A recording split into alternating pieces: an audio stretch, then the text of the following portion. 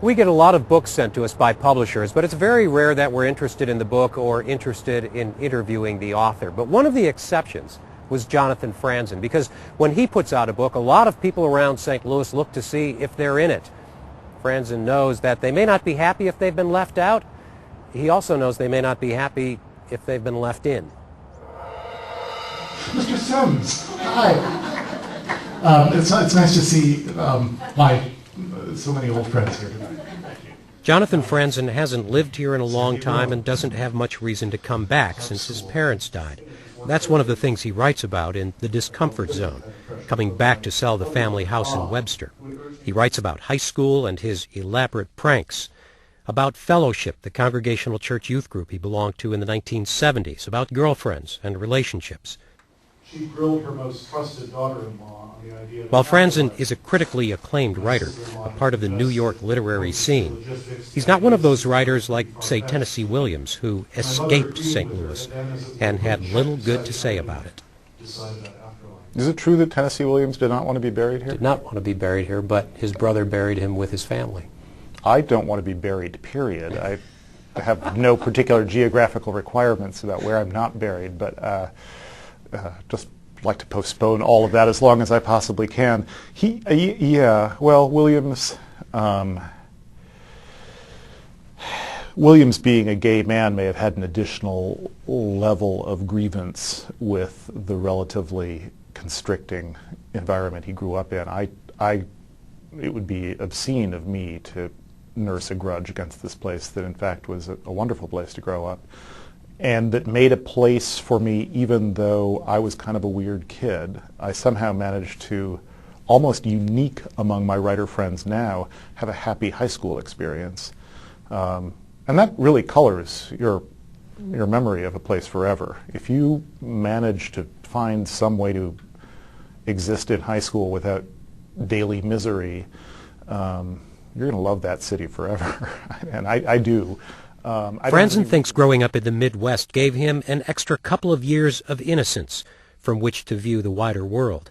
He considers other authors with similar roots among his favorites: Mark Twain, Willa Cather, Hemingway, Fitzgerald. But Franzen couldn't have escaped his roots if he'd tried, since he came from a town that, it seemed, everybody else thought they knew. He writes about that, too.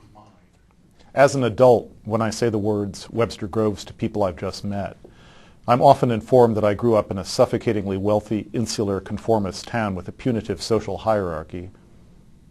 The 20-odd people who have told me this over the years have collectively spent, by my estimate, about 20 minutes in Webster Groves. But each of them went to college in the 70s and 80s, and a fixture of sociology curricula in that era was a 1966 CBS documentary called 16 in Webster Groves.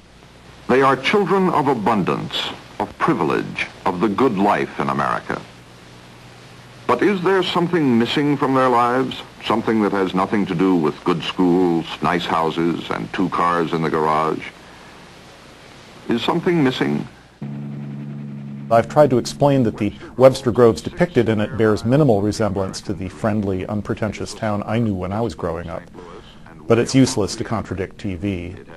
People look at me with suspicion, or hostility, or pity, as if I'm deeply in denial.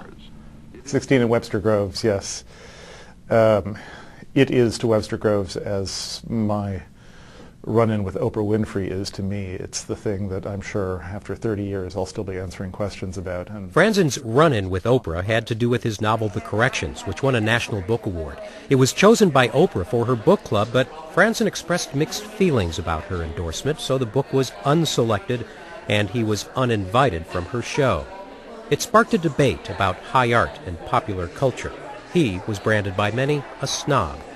And Franzen, like his hometown, has spent a lot of time trying to explain himself. Rather parallel situations. Speaking of Midwestern innocence, the town of Webster Groves welcomed CBS with open arms, never for a minute suspecting that they were being set up.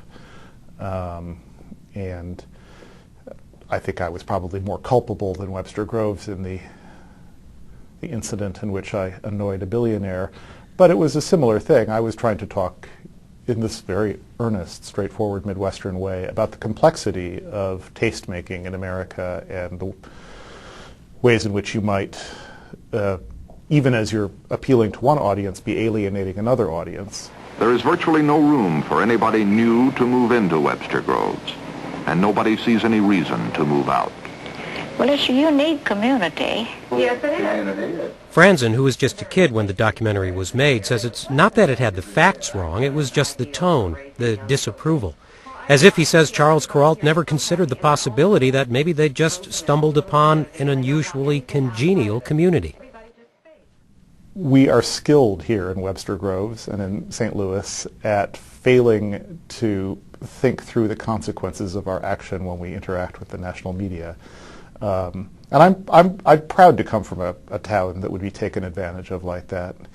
I think it's better to be the town that's taken advantage of than to be part of the crowd that is taking advantage. The teenagers who are growing up in 1,000 other college-bred, tree-shaded bedroom communities. And it's not like there's not dysfunction in the Midwest. It's not like In Cold Blood didn't happen here. It's not like crystal meth didn't start it, really sink its roots into America right here in the Midwest. There's plenty of dysfunction, but there is still something you don't quite realize the badness of the world until you leave.